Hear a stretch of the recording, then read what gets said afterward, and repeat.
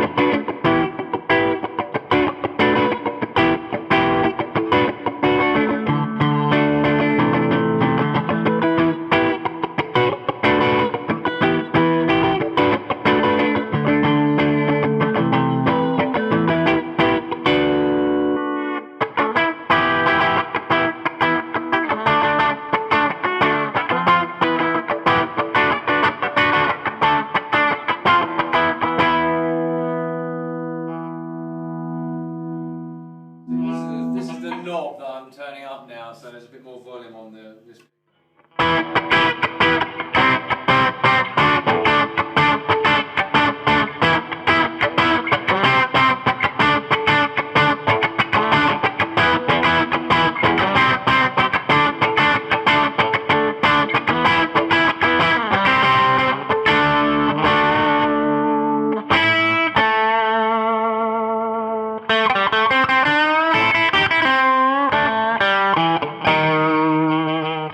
Very trebly, and there's too much bite probably because of the pickups. I need to dial the treble down a tad, I think. Just too much bite.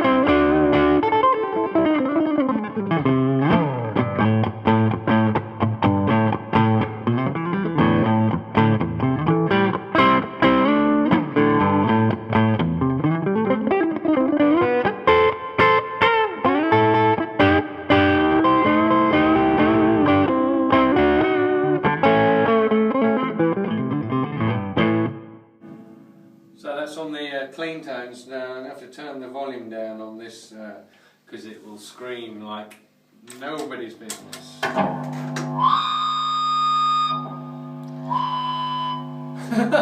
There you go. Let's see what we can get out of this.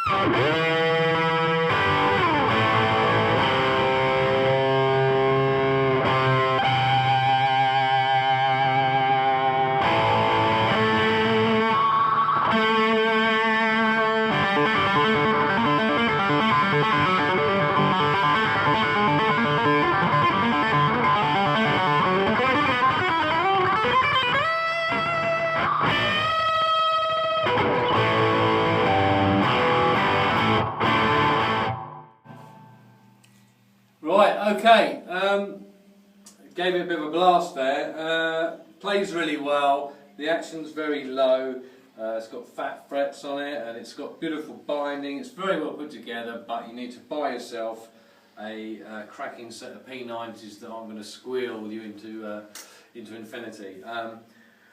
Really like it, like the weight of the guitar. I think Neil's done a good in here. Like the colour, looks fantastic. And to be honest with you, without, you know, I can't even, if I wasn't looking at that headstock there, I would think this was a Les Paul made by Gibson. So it is amazing the quality guitar that you get, but you get it for a fraction of the price. You know, you can save yourself 1,500 or even £2,000 by buying one of these. I mean, you've got this for 500 notes. 500 quid. So for 500 notes, you've got something like this. It's wicked. I mean, okay, it's second hand, but I would say that the Tokais are definitely the equal of the Edwards. Some people, I think, might think it the other way around, but the build quality, the materials and everything they use is great. Now, obviously this has been an old guitar, we can't tell you what the new ones are like, but I've always been, you know, I saw some bloke in a tribute band that played Foo Fighters and he had a white Tokai, and I thought, you know, back in those days I thought, oh, what's he got, you know, that cheap shit copy, why didn't he get a proper one, you know. The bottom line is if you ain't got the dough for a, I mean, I asked Neil the question the other day, I said if you won the lottery or something, or you had shitloads of cash, what would you do? Of course I'd go to USA and get them to make a nice custom Gibson Les Paul and I'll be well happy, but I haven't. So we have to try and get our kicks in a slightly more economical fashion.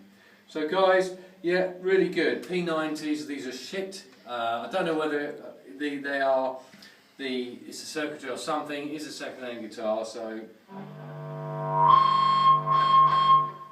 who knows? But I think Neil's gonna, you know, swap these round. Change the pickups, change the pots, change the capacitors. Let's see what difference that makes. And let's hope it does. Yeah. Because he'll be crying into his beer if that don't. Anyway, before guys, you go, what's that behind you, Mike? Certain V-shaped guitar. No, you can't see it yet. No? Okay. No, you can't see it yet. It's going to be a little surprise. So maybe next week. Okay, guys, hope you enjoyed the videos and subscribe if you like it. And also, if you like my cover, I did a sort of really easy Judas Priest song just because we had some time and putting my own sort of solo in there. So it's great. Then saying if you think it's shit, then you might as well say that as well. I'm not going to listen to it. So. Anyway, cheers. See you later.